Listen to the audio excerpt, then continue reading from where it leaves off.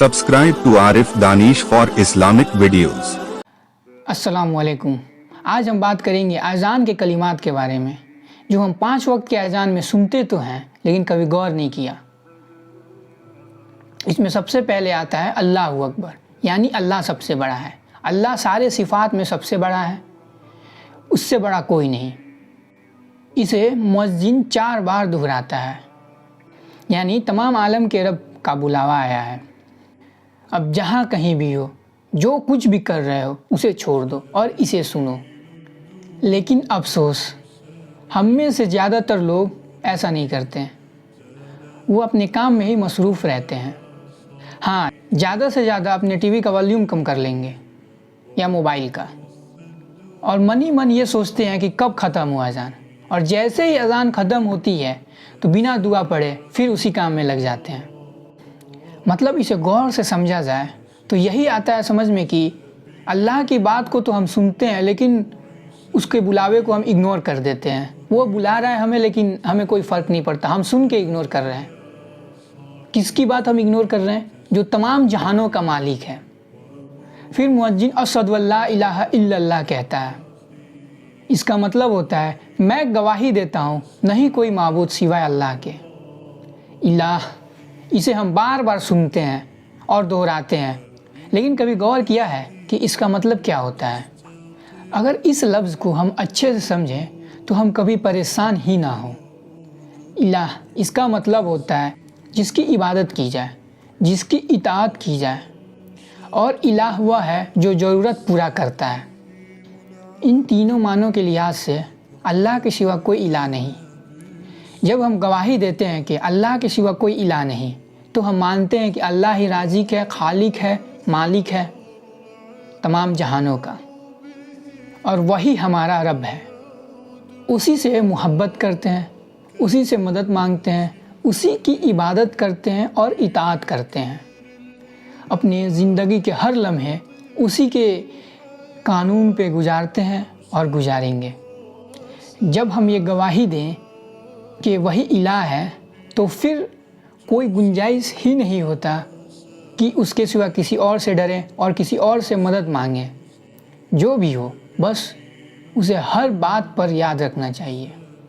इसको अगर दिल में बसा लें तो हमारी नमाज कभी कज़ा ही नहीं होगी, क्योंकि जब अजान सुने और हम कोई काम कर रहे हों, तब हमारे दिल में ये ख्याल आए कि हम इस काम को ख़त्म कर लेते हैं पहले, फिर जाके नमाज़ पढ़ेंगे, तो फ़ौरन हमें वो गवाही याद आनी चाहिए कि अभी अभी हमने क्या गवाही दी कि अल्लाह के सिवा कोई इलाह नहीं, यानी उसकी इताअत करनी है। वही है जो सारे ज़रूरत को पूरा करता है। फिर उसकी नाफरमानी करके मेरा काम कैसे पूरा हो सकता है? तो सबसे पहले ज़रूरी ये है कि उसकी इताअत करें, ना कि अपने नफ्स की इताअत करें। गवाही दे के हमने ये मान लिया कि अपनी ज़िंदगी उसकी बताए हुए तरीके पे गुजारेंगे, तो फिर अपनी मर्ज़ी ही नहीं बनती। अज़ान सुनते ही सबसे पहले सब कुछ छोड़ के नमाज अदा करनी चाहिए। फिर इसमें मुअज्जिन पुकारता है अशहदु अन्ना मुहम्मद रसूलुल्लाह, मैं गवाही देता हूँ कि मुहम्मद सल्लल्लाहु अलैहि वसल्लम अल्लाह के रसूल हैं। जब हम ये गवाही देते हैं तो हम ये मानते हैं कि हमारे सारे तरीके जीने के हों या फिर कुछ भी करने के सारे तरीके हमारे रसूल सल्लल्लाहु अलैहि वसल्लम के बताए तरीके पे गुजारेंगे। और हम ये गवाही देते हैं कि अल्लाह के रसूल से सबसे ज़्यादा हम मोहब्बत करते हैं, और जिसे सबसे ज़्यादा मोहब्बत हो उसकी सारी बात मानी और सुनी जाती है। बाकी सारे काम बाद में। सिर्फ ज़ुबान से कहना मोहब्बत साबित नहीं होता, आपका एक्शन मोहब्बत साबित करता है। तो हमें सबसे पहले चाहिए कि नबी सल्लल्लाहु अलैहि वसल्लम की मोहब्बत अपने दिल में बसाए, ना कि सिर्फ ज़ुबान से कह दें। नबी की सुन्नत हमें हर चीज़ से प्यारी होनी चाहिए। यकीन जानो, अगर हमने नबी की सुन्नत को अपना लिया तो फिर से हम दुनिया में कामयाब हो जाएंगे और आखिरत में भी कामयाब हो जाएंगे। फिर इसमें मुअज्जिन हय्या अला सलाह पुकारता है, आओ नमाज की तरफ। जब मुअज्जिन ने कहा हय्या अला सलाह, इसका मतलब है कि आओ नमाज की तरफ। ये नहीं कि हम जहाँ कहीं भी हैं वहीं हम नमाज पढ़ लें। इसलिए جب ہمیں اذان سنائی دے تو ہمیں چاہیے کہ ہم فوراً اپنا رخ مسجد کی طرف موڑ لیں جہاں کہیں بھی ہوں ہم، اور باجماعت نماز ادا کریں اور پھر اللہ سے دعا مانگیں۔ انشاءاللہ کوئی کام ادھورا نہیں ہوگا۔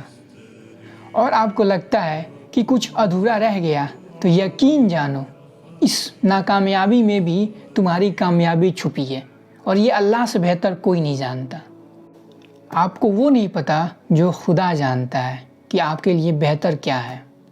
ہم میں سے بہت سے لوگ ایسے ہیں جو نماز پڑھتے تو ہیں لیکن سمجھتے نہیں ہیں کہ ہم نماز میں پڑھ کیا رہے ہیں۔ ہم دنیا کی موٹی موٹی کتابیں پڑھتے ہیں جو کہ ہماری زبان میں بھی نہیں ہوتا، لیکن کبھی قرآن کو سمجھنے کی کوشش کی ہم نے؟ اگر ہم قرآن کو سمجھیں اور پھر سمجھ کر نماز پڑھیں تو ہمارا دل بھی لگے گا نماز میں اور ایمان میں بھی اضافہ ہوگا۔ اور جب ہم قرآن کو سمجھیں گے تو پھر ہمیں یہ سمجھ میں آئے گا کہ اس دنیا کے محبت میں کچھ نہیں رکھا سوائے رسوائی اور پریشانی کے، اور ہمارے دل کو تھوڑے سے میں ہی سکون ملے گا، اور پھر ہمیں اپنی زندگی کا اصل مقصد سمجھ میں آئے گا کہ ہماری زندگی کا مقصد ہے کیا۔ ہم میں سے زیادہ تر لوگوں کے مدر ٹنگ انگلش نہیں ہے، پر ہم انگلش سیکھتے تو ہیں نا۔ انگلش میں ہم انگریز بن جاتے ہیں، پر قرآن جس میں اللہ کا حکم ہے اسے ہم کیوں نہیں سیکھتے ہیں؟ ہم اپنے سلیبس کو سمجھنے کے لیے ٹیوشن لگاتے ہیں لیکن قرآن کے لیے کیوں نہیں؟ آخر کب تک ہم اس قرآن کو بنا سمجھے پڑھتے رہیں گے؟ ہم جب تک سمجھیں گے نہیں کہ اللہ تعالیٰ نے کیا حکم دیا اور کس چیز سے منع کیا ہے، ہمیں پتہ کیسے چلے گا؟ ابھی بھی زیادہ ٹائم نہیں ہوا۔ اگر ہم چاہیں تو ابھی سے بھی ہم عربک سیکھ سکتے ہیں، کوشش کر سکتے ہیں۔ کوشش کرنا تو ہمارے ہاتھ میں ہے نا، دینا اور نہ دینا تو اس کے ہاتھ میں ہے۔ جب ہم سے سوالات ہوں گے تو ہم یہ تو کہیں گے نا ہم نے کوشش کی۔ پھر مؤذن کہتا ہے حیا علی الفلاح، آؤ کامیابی کے طرف۔ آج دنیا میں ہر انسان کامیابی کے طرف بھاگ رہا ہے، بٹ جب مسجد سے آواز آتی ہے حیا علی الفلاح، آؤ کامیابی کے طرف، وہ رب بلا رہا ہے کہ آؤ کامیابی کی طرف، پھر آخر ادھر ہم کیوں نہیں جاتے ہیں؟ کیا ہمیں یہ بات سمجھ نہیں آتی؟ کیا اللہ کے وعدے پہ ہمیں یقین نہیں ہے؟ یا پھر ہم کامیابی کا مطلب صرف دولت اور شہرت کو ہی سمجھتے ہیں؟ اگر دولت ہی کامیابی تھی تو کیا قارون کامیاب تھا؟ اس کے پاس تو ڈھیروں سارے پیسے تھے، پاور تھی، تو پھر وہ کامیاب کیوں نہیں ہوا؟ اور اگر پاور سے کامیابی ہوتی تو فرعون کیوں نہیں کامیاب ہوا؟ اگر اپنے کمیونٹی میں شہرت پانا کامیابی ہے تو ابو جہل کامیاب تھا؟ لیکن ہم سب جانتے ہیں کہ ان میں سے کوئی کامیاب نہیں تھا۔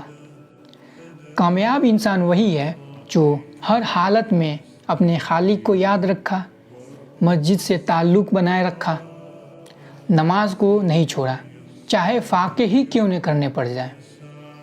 جو لوگ کہتے ہیں دنیا بھی ضروری ہے، ان کے لیے ایک مثال سے سمجھا جائے تو دو اسٹوڈنٹ ہیں، ایک پوری سال اپنا کھیل کود کو چھوڑ کے رات بھر جگ کے پڑھتا ہے اور اسے اچھے نمبر آ جاتے ہیں، اور ایک اسٹوڈنٹ ہے جو دن بھر کھیلتا ہے، پڑھائی پہ دھیان نہیں دیتا ہے، اور پھر آخر ایگزام میں وہ کچھ نہیں لکھتا۔ کامیاب کون ہے؟ یہاں بھی وہ دونوں اپنے مستقبل کو نہیں جانتے تھے کہ آخر ان کا رزلٹ کیا آئے گا، لیکن ایک نے محنت کی اور اس کو وہ کچھ ملا جو وہ چاہتا تھا، اس کی خوشیاں ملی، اور ایک نے اپنے چھوٹی چھوٹی خواہشات کو پوری کرنے کے لیے بڑی خوشی سے محروم رہا۔ سیم ہمارا بھی وہی حال ہے۔ اگر ہم دنیا کے چھوٹی چھوٹی خواہشات کو پوری کرنے لگیں تو آخرت کی اصل کامیابی سے ہم محروم رہ جائیں گے۔ اس میں پھر مؤذن پکارتا ہے الصلاۃ خیر من النوم، نماز بہتر ہے نیند سے۔ جب خالق کائنات کے گھر سے آواز آئے کہ نیند سے بہتر نماز ہے تو پھر یقیناً نماز ہی بہتر ہے۔ صبح اٹھ کر نماز پڑھنے کے فائدے تو ہم سب کو معلوم ہیں، لیکن صرف صبح اٹھنے کے فائدے کے بارے میں ہم بات کریں تو یہ ہمارے صحت کے لیے بہت بہتر ہوتا ہے۔ یہ سائنٹیفکلی پروون ہے کہ صبح کا جگنا ہزاروں بیماریوں سے محفوظ رکھتا ہے۔ صبح کی ہوا میں ایک الگ ہی تازگی ہوتی ہے۔ صبح کا جگنا ہمیں تھوڑے دنوں کے لیے تکلیف ضرور دے سکتا ہے، لیکن جب ہماری عادت پڑ جائے تو ہمیں بہت سکون ملے گا صبح کا جگنا، اور پھر جگنے میں مزہ بھی آئے گا۔ جب صبح فجر کے وقت جگنے میں تکلیف ہو تو یہ یاد ضرور کر لینا کہ یہ اللہ کا حکم ہے، اور جس ہوا میں تم سانس لے رہے ہو وہ بھی اللہ کے حکم کی پابند ہے، اور کوئی یہ نہیں جانتا کہ آج کس کی آخری اذان یا نماز ہے، اور اگر ہم مر گئے تو عبادت کا سلسلہ ختم ہو جائے گا اور پھر ہمیں عبادت کا موقع نہیں دیا جائے گا۔ نیند تمہاری نفس کی پکار ہے، اور یہ نفس تمہارا سب سے بڑا دشمن ہے، کھلا دشمن ہے یہ۔ اس پہ تم قابو کر لو اور کامیابی تمہاری۔ نفس کی غلام مت بنو۔ اسلام میں صرف اس خدا کی غلامی ہے۔ نیند تو مرنے کے برابر ہے، اور نماز تو اصل زندگی ہے۔ نماز کے پابند بنو، نماز کبھی مت چھوڑو، کیونکہ ایک ایسی نماز جو تمہاری منتظر ہے، جس میں تم شامل تو ہوگے لیکن تم اسے ادا نہیں کر پاؤ گے، اور کوئی نہیں جانتا کہ وہ وقت کب آئے گا، اور پھر اس کے بعد کوئی نماز کوئی نیکی نہیں کر پاؤ گے، اور پھر جب نماز کا سوال ہوگا تو پچھتانے کے سوا کچھ نہیں ہوگا تمہارے پاس۔ ایک بات اچھے سے یاد رکھو، ہماری ایک ایک فرض نماز کے بارے میں پوچھو گی۔ اس دن جس دن انبیاء کرام اس کے سامنے، اس کے جلال کے سامنے جانے سے ڈر رہے ہوں گے، اس دن ہم ایسے اعمال لے کے جائیں گے اس کے سامنے۔ کل کا ارادہ مت کرو، اب بھی سے توبہ کرو اور اب بھی سے نماز شروع کرو، کیونکہ کل تو ضرور آنا ہے، لیکن کون جانتا ہے کہ اس کل کو ہم دیکھ پائیں گے یا نہیں۔ پھر اس میں مؤذن اللہ اکبر دہراتا ہے، یعنی اللہ سب سے بڑا ہے۔ اذان کے آخر میں مؤذن وہی دہراتا ہے جو ابتدا میں آئے تھے کہ اللہ سب سے بڑا ہے، یعنی اب کوئی مانے یا نہ مانے اللہ کی بڑائی وہی ہوگی۔ کسی کی ماننے یا نہ ماننے سے اس کی بڑائی کم نہیں ہونے والی۔ ہاں، اگر کوئی مانے گا تو یقیناً وہ فائدے میں رہے گا، اور اگر جو نہیں مانے گا تو اسے نقصان کے سوا کچھ نہیں ملنے والا۔ اور پھر آخر میں مؤذن لا الہ الا اللہ کہتا ہے، نہیں کوئی معبود اللہ کے سوا۔ اللہ کے مبارک نام سے اذان کی ابتدا ہوتی ہے اور توحید کے پیغام پر اذان ختم ہوتی ہے۔ مؤذن آخر میں یہی یاد دلاتا ہے کہ اللہ کے سوا کوئی الہ نہیں، یعنی کوئی عبادت اور اطاعت کے لائق نہیں، وہی ہے جو تمہاری ضرورت کو پورا کر سکتا ہے اور پورا کرتا بھی ہے۔ تو بس اسی یقین کے ساتھ ہم سب کو اذان سنتے ہی مسجد کی طرف جانی چاہیے، چاہے جو بھی کر رہے ہوں، چاہے جو بھی کام ہو، کیونکہ جب تک وہ نہ چاہے ہم کسی کام میں کامیاب نہیں ہو سکتے۔ تو ہمیں سب سے پہلے چاہیے کہ ہم اسے راضی کریں، اور اگر دل میں خیال آئے کہ اگر میں مسجد جاؤں تو یہ کام نہیں ہو پائے گا، یہ نقصان ہو جائے گا، تو قرآن کی ایک آیت کو یاد رکھیں، ان اللہ علی کل شیء قدیر، بے شک وہ ہر شے پہ قادر ہے۔ جزاک اللہ۔ السلام علیکم ورحمۃ اللہ وبرکاتہ۔